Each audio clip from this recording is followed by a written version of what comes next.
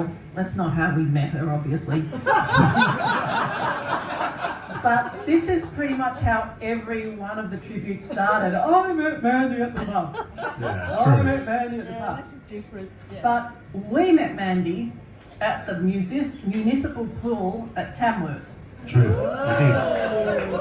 Now, how did that happen? Because we were up there for the Tamworth Country Music Festival, because Tom and I like country music. And I guess so. We had that in common with Maddie. We met her at the pool. It was a really hot day, and it was a place to go and sort of cool down and have a shower and stuff like that. If you're, sleeping in your car, as most of us were. She was up there on part of the entourage for the Killer Sheep, and I believe there are some Killer Sheep here tonight. Can I hear it from the Killer Sheep? Hello. And we were up there, believe it or not, in talent quests. Now, Tom had been writing songs for some time, and we thought, fuck it, we're pretty fucking good. Yeah, you are. Go in the talent quest. What were we thinking? Because you didn't win one of those talent quests if you didn't sing Blue Bayou. Oh, you idiot. Hard song. Anyway, it was interesting, and we got to meet Mandy and the Killer Sheep. And we all went home again, and we lost track of Mandy until a little while later in the big new park, Sydney Park. I think it was mentioned early on, it was just being built at that time. And Mandy had Spot at that stage, and Tom and I had a little dog called Dodger. And we met again at the park. We went, aren't you the girl who, she said, aren't you the people? Yeah. And we really were reunited by our dogs. And those dogs continued to be a thread throughout the years ahead. And Mandy just had a house around the corner from our house, so we started hanging out. And at that stage, Tom and I were sort of this duo, singing original songs which were vaguely country influenced. And so we'd go out for dinner, and she loved music, as we know, and we'd play music and she'd sing along, and we'd go, hey, let's form a band. But can I stop you here? Yeah. Of course. It is actually about the dogs.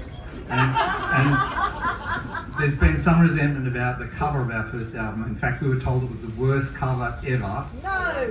What? It's got a dog on the front, but it's not Mandy's dog. And as explained already, Spot could not be trusted with the photo shoot. So there's no way that she was leaving Money Street to go to a studio and get a portrait taken. So our dog Dodger is on the front cover, but it should have been Spot. And ever since then, we tried to make amends. We did a lot of songs about dogs in the band, and we're working up to another song about dogs that Mandy wrote for you all. And we'll do that in just a little bit. Do you need another question, or have you finished? No, I was going to say a little bit more. Okay. So he said, well, what do we need in the band? Well, we need a bass player and a drummer. And Tom went, well, Mandy, you can tap dance. Was surely. Mandy just going to be the singer? Was that it?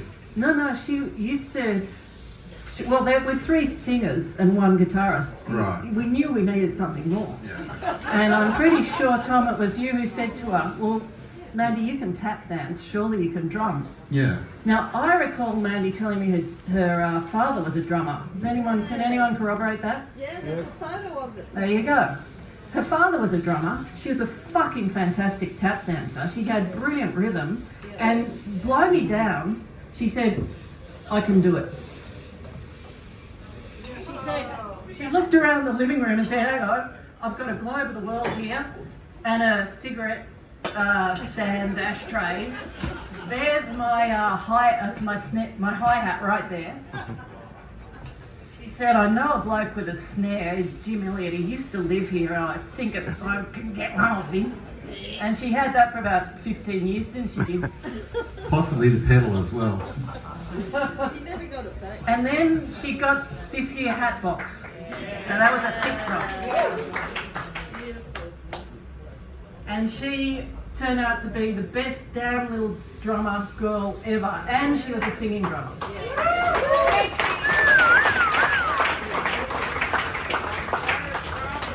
So then it was like, okay, cool.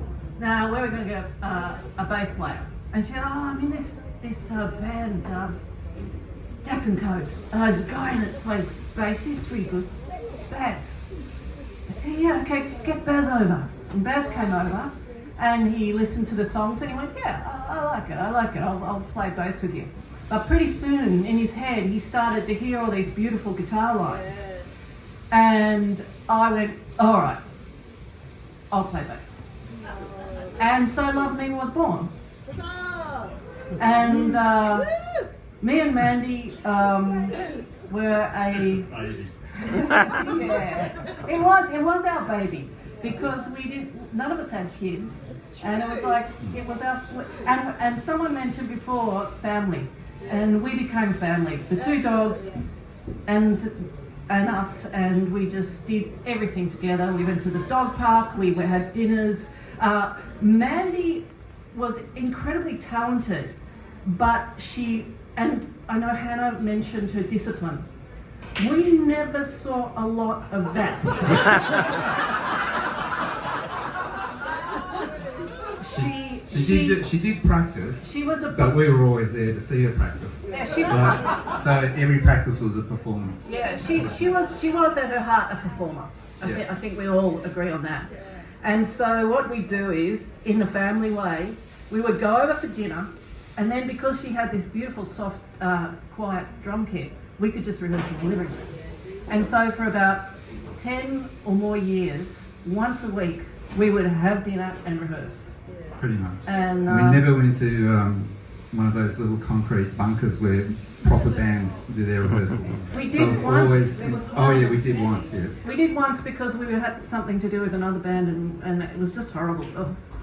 Anyway, so there's something else I need to say about Mandy and me as the rhythm section, which is we didn't ever say this out loud, but thinking back on it, basically it was nothing too fast, nothing too fancy.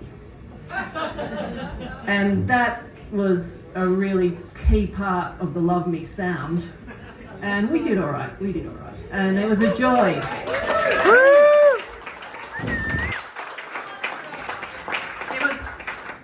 It was a joy to be in the rhythm section with Mandy. Mandy and I had our differences. We had our spats. I annoyed her, she annoyed me on various things, but we never annoyed each other when playing. We were just so simpatico, and it was beautiful.